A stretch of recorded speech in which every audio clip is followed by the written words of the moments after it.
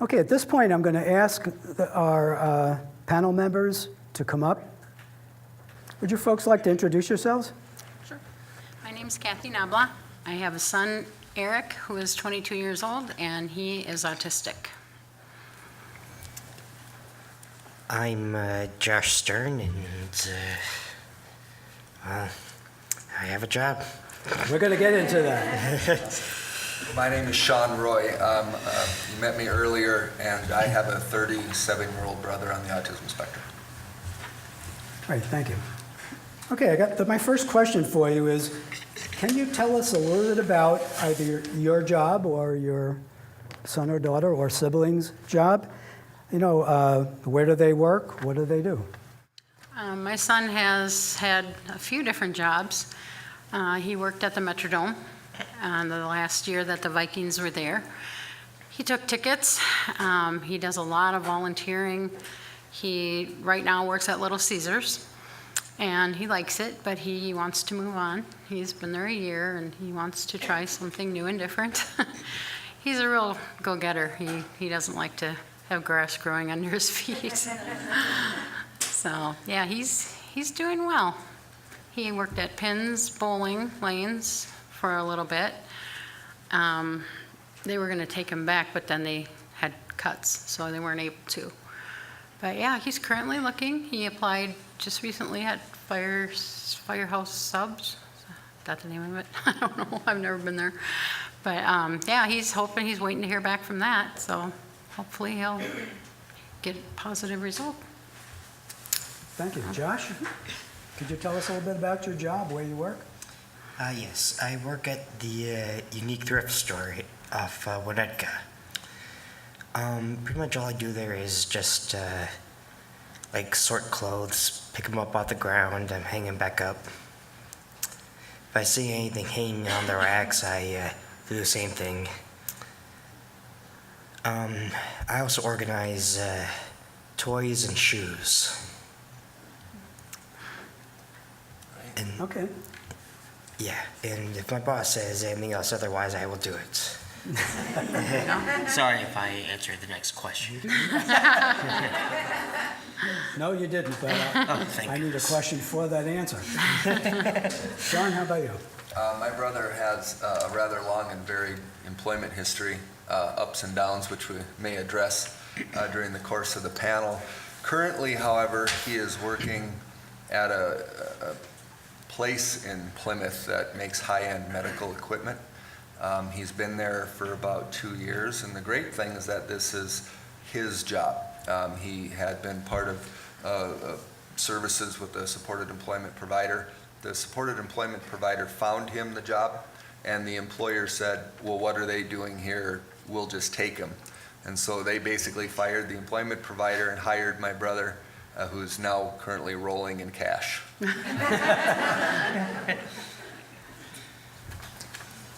Okay, my next question is, why did your son choose work, and how does work contribute to his overall life goals and plans? Okay, he chose to work. He was out of transition for a week, and he was going absolutely crazy with nothing to do. So he was real anxious to get a job. And he wants to continue working. He wants to move up and try different things. And the thing about about him is he changes his mind a lot. So he'll get to one place, and then, like I said, he stays there for a year. Then he gets tired of it. Then he wants to move on. And so it's going to be hard to keep him busy and find places for him to move on to. But that's his goal, is to keep working and make more money and find something he really, really enjoys. And he enjoys the structure in his life? Yes. When he wants to move out, too, soon. How about you, Josh? Could you answer, why did you choose to work, and could you tell us how your job contributes to your overall life goals and plans? Well, I chose this job because, well, I guess I like organizing things, and, well, I guess it's the only thing I could think of that would be good for a job. And You like the money? yeah, Yeah, yeah. The payment is good, but I'm pretty much working for the experience, and I like it so far. Friendships? Yes, Get along with your coworkers? You're meeting Oh, yeah. people? me and my coworkers and my boss, we all get along very well, like a big happy family.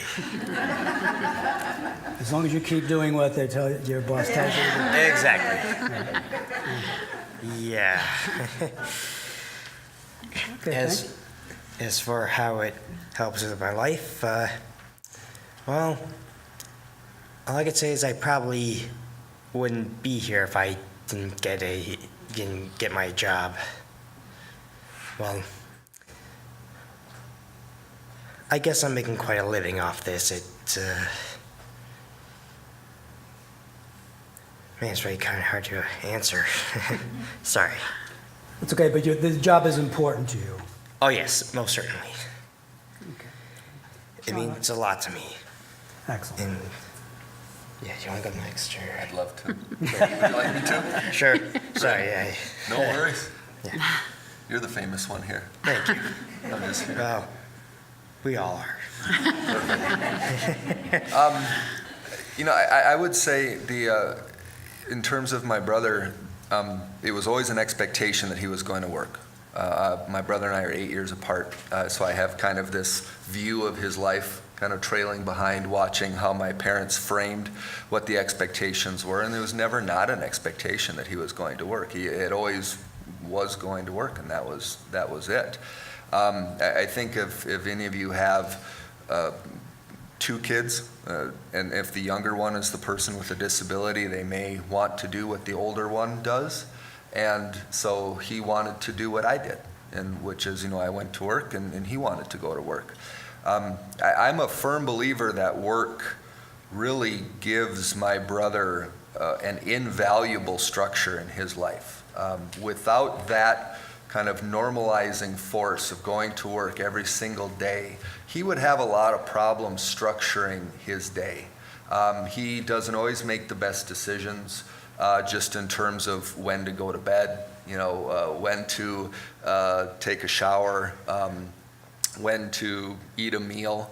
And employment has given him that sense of, this is when I wake up, this is when I go to work. He loves his job, hates calling in sick. He'd have a limb falling off, and I can do it. Go to work. So, we talk an awful lot about employment, and its benefits. But for my brother, really, that benefit is that stabilizing influence. That it is what other people do, which allows him to do what other people do. His age at 37, I think he recognizes that, and he appreciates that, and he takes it very seriously. Great, thank you. Okay, the next question. Could you address some of the barriers your son had to overcome to make work a successful option? And what kind of help did you need? Okay, we did have some barriers. At first, he wanted to pick his job. He loves football. And he played football in high school. He wanted to go back and work at his high school in coaching football. They weren't looking for anyone. We worked with Legacy Endeavors, who is now Dungarvan, and they started working with Eric. They do some in-home with him and get him ready to be based in the community. They took him on job interviews to a lot of different places. I think the biggest hurdle was trying to convince him that you're probably not going to get a job anything that has to do with football. So he still holds on to that hope, but I don't think that's going to happen. So yeah, we're working on it, and I think he's slowly understanding that that is the case, that he is going to have to branch out, try other things, and trying new things is hard for him at first. But once he gets into it, he gets settled, and he seems to accept it. And then, like Sean said, he doesn't like to call in or say that he can't work if they call him and ask him. So yeah, it is another, like Sean said, stabilizing. It keeps their life in order, and it's something they can count on. Did you need to deal with any issues around healthcare or access to Yes. other public benefits? Yes, it didn't affect his health care. He is on SSI, and when he gets paid, he has to record those with the SSI, and they take off so much that it hardly even makes a dent. So it goes down a little bit, but it doesn't make your SSI benefits go away. So if anyone's thinking, I don't want to work because I don't want to lose my benefits, that's not the case. Josh, would you like to share any barriers that you had to address in going to work?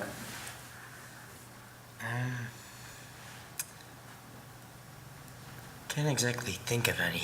Well, Did you have any issues with transportation? Did you have any issues with disability benefits yourself and getting some advice on how to, no? so far, no, but the only problem I've had with transportation is, well, if you guys heard of Metro Mobility, yeah. Yeah. Their timing can be unpredictable. Therefore, well, all the trips I had with Metro, they always got me on time. At least definitely before noon, because that's when it starts. But yeah, so far I'm pretty lucky with Metro. Do you mind if I ask you a nosy question? Did you find this job on your own, or did you receive assistance in finding it?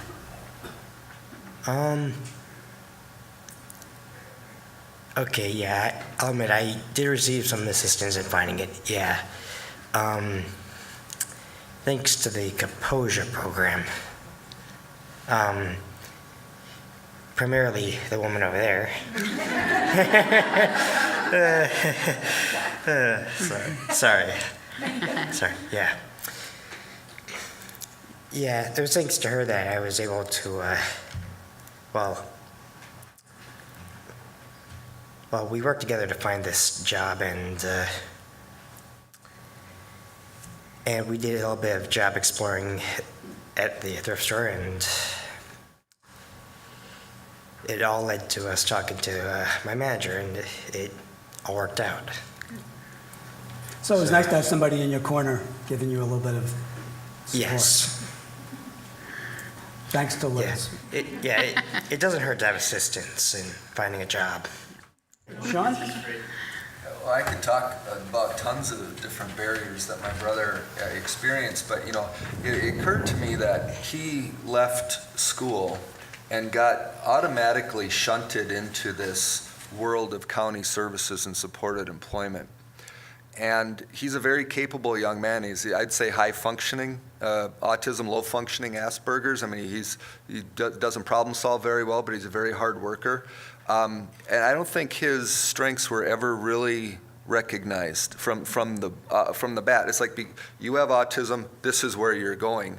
And it took us 15 years, and it was an employer that recognized, wait, this kid doesn't need this. He can work without these pieces.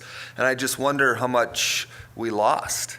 For him, a never-ending cavalcade of service providers. And I've got a great deal of respect for the service providers. They helped us immensely, but some of them are not very well trained. Some of them are not just not very good at what they do. And so if it wasn't for the persistence of my parents to apply the consistent high expectation that he is capable, he would have been stuck in several situations over the years. We changed service providers and finally we found a situation.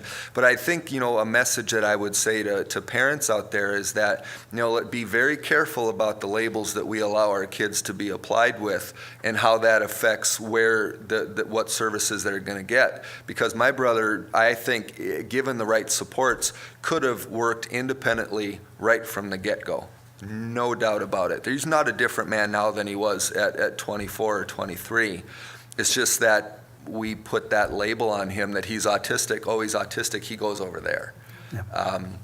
And right now it's just we're kind of get a chance to reflect because he's in such a great spot. Can I reverse the order? I have one more question, and I'd like you to amplify on something. You're talking about expectations, which I think is something very important for the audience to hear. But what advice would you offer families and people with disabilities who want to make employment a choice? You know, I do this for a living. I'm an advocate for people with disabilities, and I talk with families about this issue all the time. And I am a firm believer that the expectation that families have of their son or daughter is eminently impactful. I tell families all the time that no one is going to expect more out of your son or daughter than you. You set the bar for how the world sees your son or daughter. And if you walk into any given situation and say they can't do this and they can't do that, then that's the springboard upon which people are going to view this situation. There's nothing wrong with failure. There's nothing, I quit smoking 20 years ago, and trust me, I didn't just stop smoking and go, okay, I'm done. I went a couple weeks, couple months, it's a process, and we expect perfection out of our kids. So hold those high expectations, but give them the opportunity to risk and to fail, because you'll be there, and in the end, you'll find that those little risks and failures are what leads to that capacity for them to be able to be employed. If I can add a comment to the point that Sean is making, study out of the University of Maryland, people with disabilities and their families who voiced that they wanted integrated competitive employment had a 7 times more likelihood of obtaining that outcome. These were youth with disability leaving high school. Josh, any advice that you have for the audience, for family members or people with disabilities who would like to choose work?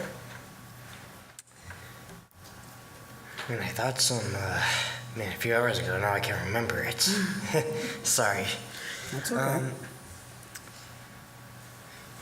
All I can say is that don't give up on finding a job. The key is one of the many keys to success. If you can learn from your failures, well, you can accomplish a lot. Boy, am I glad this is being videotaped. Yeah. Nice job. I guess I would add that anyone, no matter what their disability, can do something. There is something out there for everyone.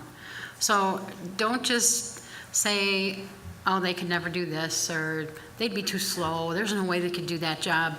My son is working at Little Caesars, and he started out making dough. Then he was preparing sauce cups, and there's a position at the end called landing, and that's where the pizzas come out and you put them in boxes. And he said, I'll never be able to do that. Well, he was doing that within a month or two. And he said, well, I'll never be able to do the cashiering up front. Well, he's now doing that too. So he likes to push himself. It's a little bit at a time, but there's always something that someone can do, no matter what it is. So I would say get them out, even if they can't work, get them out in the community, take them to places that they don't get to see because they're sitting in 4 walls all day. Push for it. That would be my advice. I couldn't agree more. We want to take some questions from the audience. Does anyone out here have a question that they would like to ask any of the panelists? I have a quick question for you, Josh, if that's okay. My understanding is that you began the process of looking for a job through Discovery while you were in your transition program, right? Your senior year of your transition program, or your 3rd year? Yeah. And so when you graduated with a job, is that right? I did. How did that feel? Oh, it was amazing. Well, I'm pretty sure a lot of people can get a job even before high school. Well, and even during transitions.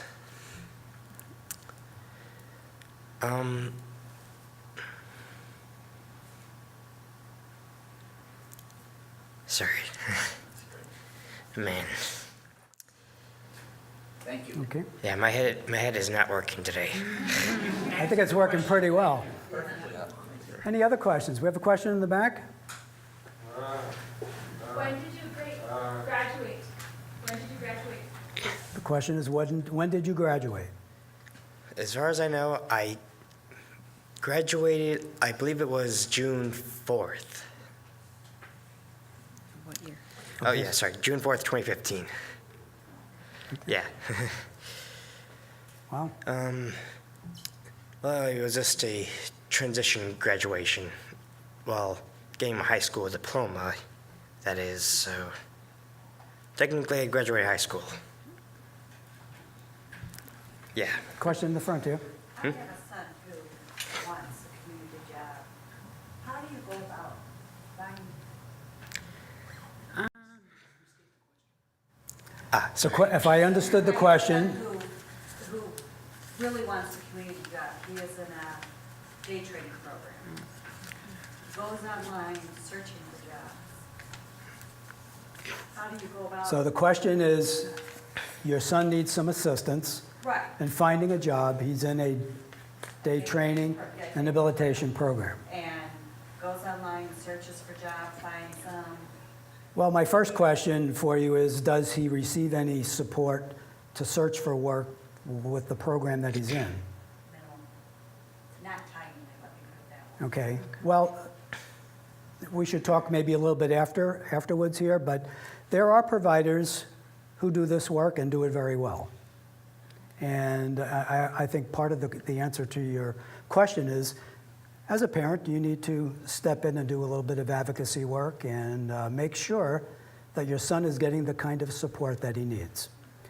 There are emerging practices that can support people with even very significant disabilities in figuring out what they'd like to do.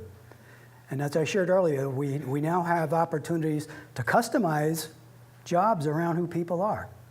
You know, there's emerging technology, there's different kinds of practices, and there are ways of supporting businesses in finding the signature talents and skill sets of people so that they can be employable. And it's following his interests and his skills to where it will take you. But sometimes looking online in the newspaper is not the most efficient way to get there. That's something that he's doing, brings those opportunities maybe to a So he's supervisor. bringing those back, okay. Or I'm helping him with the application process. I try to have his day training place take, I work for an advocacy program. Let's talk to you and see if we can be of some help. Other questions? Then they do a great job?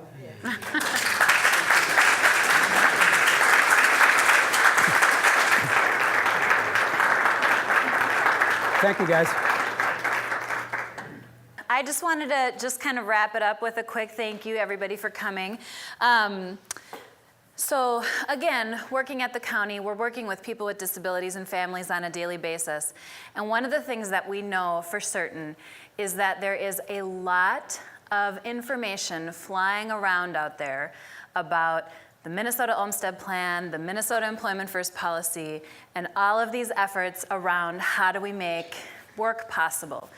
And tonight what we really hoped to do was we really hoped more than anything to just inspire you and make you realize that it is not only possible because of just who your son or daughter or yourself are, but it's possible because of all of these amazing opportunities that are happening now on the federal and state level and local level that are really going to incent things moving in this direction. So there's tons of stuff that you're hearing, misinformation, some of it is partial information, and tonight was really an attempt to just get you a good picture of exactly what's going on out there and exactly the direction that things are going. So again, I just want to thank Minnesota APSE and all of the other advocacy organizations that were able to bring this to families and people in Dakota County tonight. I'm really excited that we had this opportunity. So, one more reminder, just in closing, is of course to fill out your evaluations because we really do want to hear your feedback and we want to know especially what else would be helpful for you to help you on this journey of employment for you or your loved one. So thank you. Have a good night.